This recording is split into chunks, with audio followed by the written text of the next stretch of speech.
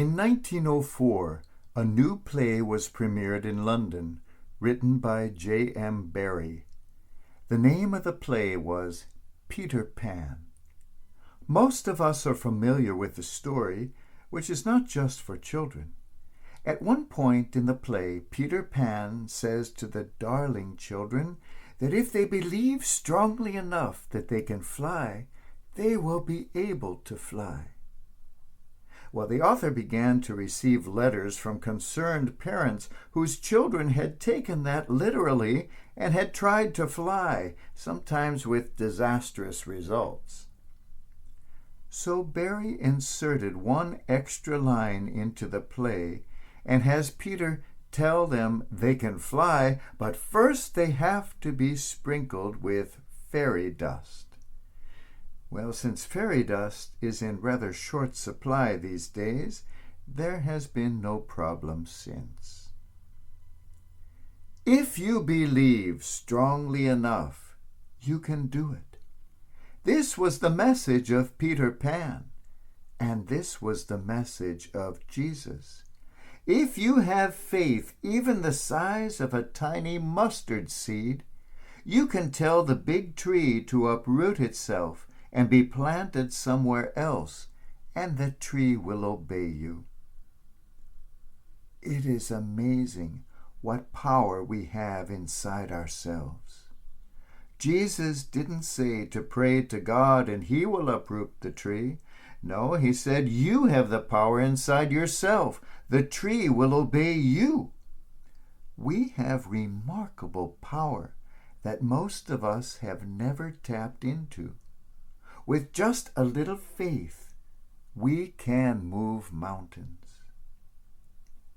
Jesus didn't mean this as a trick to easier gardening, nor was he showing us magic tricks to impress the world.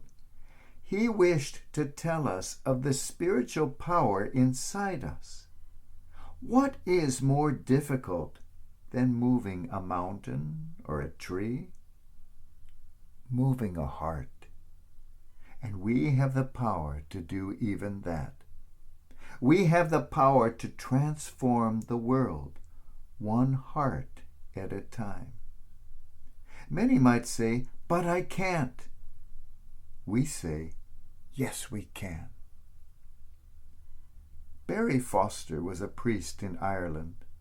One day he parked his car on a very steep hill, leaving his dog in the back seat. The priest got out, closed the door, and said goodbye to his dog. "Stay," he called out. Well, an old man passing by heard this and said, "Father, you would do better just to put on the emergency brake." God has given us practical ways to get things done. We don't have to rely on the extraordinary or the miraculous. So often Jesus tells his followers of the tremendous power they have inside. You want to feed this multitude? Don't turn to me, feed them yourselves. When the apostles marveled at the great wonders Jesus was doing, he told them again, this is nothing. You can do things even greater than that. So what is lacking? Why can we not move mountains? Why can we not move our own heart or the hearts of others? Most of us have faith, not only of a mustard seed, but at least the size of a grape seed. Maybe what is lacking is that fairy dust that Peter Pan said we needed to be sprinkled with first. In Catholic vocabulary, that fairy dust is called grace. Grace is nothing more and nothing less than the life of God inside us. When we are sprinkled with that fairy dust, that grace, we are not calling upon God to come and dwell in our hearts.